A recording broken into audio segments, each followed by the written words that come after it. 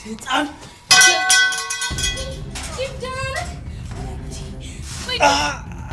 ደናነክ ምንድነው ባንቴሮ ምንድነው ማስነግሪ ምንድነው ባደላ አሁን ደህና ነኝ ደግባቸው አስገቢ እንዴት ነው የምናነሳክ እስኪ ጀዛጋ ቀስ በል ቀስ በል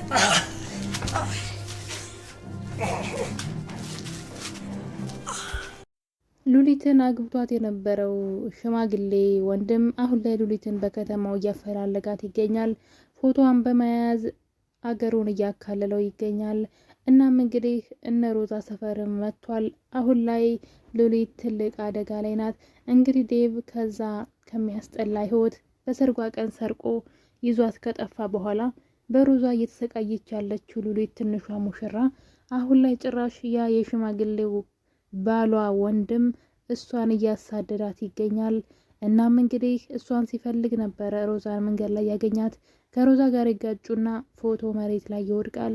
ሮዛን ፎቶን በማንሳት ይሄ ፎቶ አንተ ጋር ምን ይሰራን ስትለው ይቺ ልጅ እየፈለኩ ነበር እርግጠኛ ነኝ ታውቂያታለሽ ይላታል።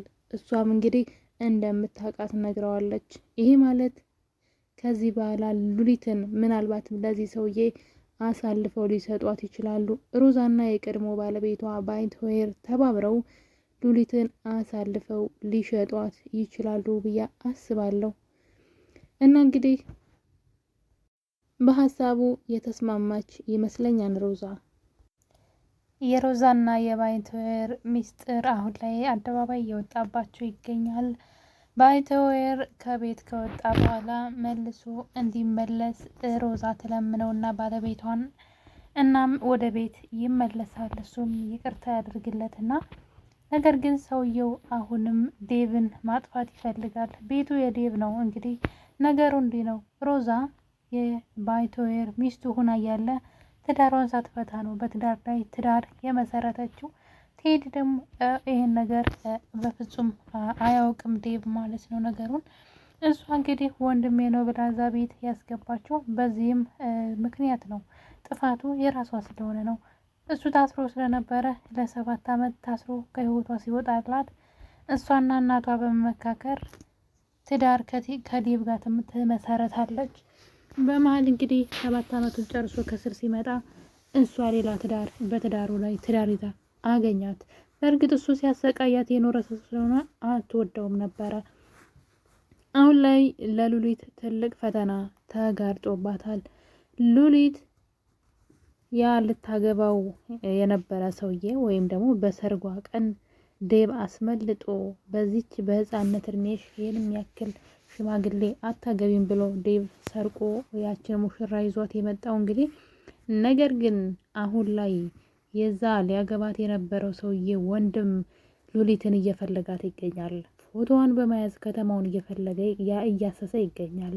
እናም እንግዲህ አጋጣሚ ባይንትዌርን ያገኘውና ፎቶዋን ይቺ ልጅ ታውቃታለህ ወይ ይለዋል። ባይንትዌር በሰዓቱ ተናዶ ስለነበረ እባክህ ዞር በልልኝ የምን አይተኸዋን ነው እኔ ስንት የሚያስጨንቀኝ ነገር አለ በማለት ሰውየውን ገፍትሮት ፎቶውን ሳያየው ይቀራል። እናም እንግዲህ ያ ሰውዬ አሁንም ፎቶውን ይዞ አካባቢውን መቃኘት አላቆመም። እናም ግን ድንገት ሮዛ ከባይንትዌር ጋር ውጭ ላይ ስታወራ ቆይታ ወደ ቤቷ ስትመለስ ከሰውየው ጋር ትጋጫለች። እናም ስትጋጭ የሉሊት ፎቶ ነበር የወደቀው። ከዛም ፎቶውን በማንሳት ይህ ፎቶ ግን እንዴት አንተ ጋር ሊኖር ቻለ ስትለው እርግጠኛ ነኝ ልጅቷን ታውቂያታለሽ ሉሊት ትባላለች ሲላት ከዛ በጣም ውስጧ ደስ አላት። እሷንም የሚጠላላት እሷንም የሚጎዳላት ሰው እንዳገኘች ስላወቀች አዎ አውቃታለሁ ትለዋለች። እናም እንግዲህ ሉሊት ህይወቷ አደጋ ላይ ነው። ሮዛ ሉሊት በጣም ብዙ ነገር ታድጋታለች። ነገር ግን ያን ውለቷን በመርሳት አሳልፋ ለዛ ጨካኝ ሰውዬ ልትሰጣት ነው። ይህን ነገር ግን ዴቭ ሳያውቅ ሉሊትን አሳልፋ ትሰጠዋለች። ሰውየው የመጣው ለበቀል ነው። እሷን ይዟት ሊሄድ ነው የመጣው። እናም እንግዲህ ለዚህ ደግሞ ሮዛና የድሮ ባለቤቷ ባይንትዌር ተብዬው ዱርዬ ባለጌ ሰውዬ ተባብረው ለዚህ ሰውዬ ሉሊትን አሳልፈው መስጠታቸው አይቀርም። ያኔ የሮዛ ትዳር ለአንዴና ለመጨረሻ ጊዜ ያልቅለታል። ሮዛ በጣም ባለጌ ሴት ናት። እንግዲህ ዴቭ ማን እንደተኮሰበት አሁን ላይ መረጃው ደርሶበታል። የሮዛ የቀድሞ ባለቤት ወንድሜ ብላ ቤት ውስጥ ያስቀመጠችው ሰው እንደተኮሰበት ስላወቀ እናም ይህን ነገር ከፖሊሶቹ እንደሰማ ነበር። እንደምታዩት ዴቭ በመሄድ ያን ሰው ንቅ ያደርገውና ቤቴ ውስጥ እየኖርክ ቁጭ አድርጌ እየቀለብኩ ለካ አንተ ነበርክ በዛ ጨለማ ስተኩስብኝ የነበረው የለበስከው ልብስ አስታውሳለሁ፣ ሌላው ነገር ቢቀር ይለዋል። ከዛም ግን እሱም አዎ እኔ ነኝ የተኮስኩብህ እንደውም አለና ቢላ ወጣና ዴቭ እጁን ታሞ ስለነበር ከሱ ጋር መደባደብ አልቻለም። ዴቭን አስተኝቶ በቢላ ሊያርደው ሲል ነበረ። እንደምታዩት ሉሊት ከኋላ በመምጣት በትልቅዬ እንጨት አናቱን ብላ የዴቭን ህይወት የታደገችው እንጂ በጉልበቱ የለመደ ሰው ስለሆነ እየቀማ የሚፈልገውን ነገር በጉልበቱ ማግኘት የለመደ ሰው ስለሆነ ዴቭን ለአንዴና ለመጨረሻ ጊዜ ሊገለው ይችል ነበረ። ነገር ግን ሉሊት ደርሳ እንግዲህ ቅንጭላቱን ባጠና ብላ ዴቭን ከሞት ታድገዋለች ማለት ነው። ይህን ነገር ግን ባለቤትየዋ እያወቀች ሮዛ አሁንም ለአክስቷ ልጅ መቆርቆርን ቀጥላበታለች። እናም እንግዲህ እሱም እንግዲህ ያለው የማይነካ ነገር ነክተሃል፣ የኔን የሆነ ነገር ወስደሃል፣ ስለዚህ ገላለሁ እያለው ነበር። ዴቭ ግራ ገብቶታል። ምንድን ነው የማይነካ ነገር የነካበት? የማይወሰድ ነገር የወሰደበት ምንድን ነው? ዴቭ የሚያውቀው ታሪክ የለም። ሮዛ የበፊት ትዳር እንዳላት አያውቅም። እሷ አለይ ብላ አልነገረችውም። በምን ያውቃል? ቤቱ የሱ ነው። እሱ መጣበት እንጂ አልሄደበትም። እና አሁን ላይ ግን ነገሩ ሳይከራ አይቀርም። እሱም እንግዲህ ይሄ ነገር እንዲቋጭ ከፈለግሽና ዴቭን እንዳልገለው ከፈለግሽ ከኔ ጋር ተመልሰሽ ትሆኛለሽ። አሁንም አንቺ የኔ ሚስት ነሽ ይላታል። ይሄ ነገር በፍጹም አይሆንም፣ አላደርገውም እያለች እንደምታዩት ከቤት እየወጣች እሱን ማግኘት ጀምራለች። እንግዲህ ሁለት ትዳር ይዛለች አጅሪት። ግልጹን ብትናገር እና የኛውን ብትፈታው ለሷ የተሻለ ነበረ። ነገር ግን እሷ ሁለቱንም ይዛ እንግዲህ በሚያሳዝን ሁኔታ ግን አሁን ላይ ዴቭ እሷን መጠራጠር ጀምሯል። ሆን ብለሽ እኔን የሚገለኝን ሰው እዚህ ቤት አስቀምጠሻል፣ ሊገለኝ እንደሆነም ታቂ ነበር ይላታን ሮዛን።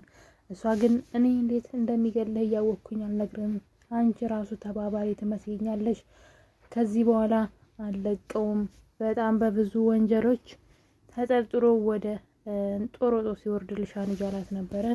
እናም ሌላም ነገር ልጨምርልሽ አላት።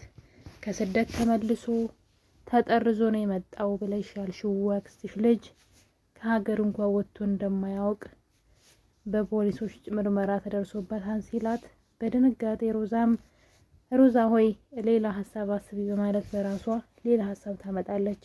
ሌላ የውሸት ሀሳብ አመጣች። እሱም እንግዲህ ለማዬ የውጭ እቃዎች ስለሚያመጣላት ነው አለችው።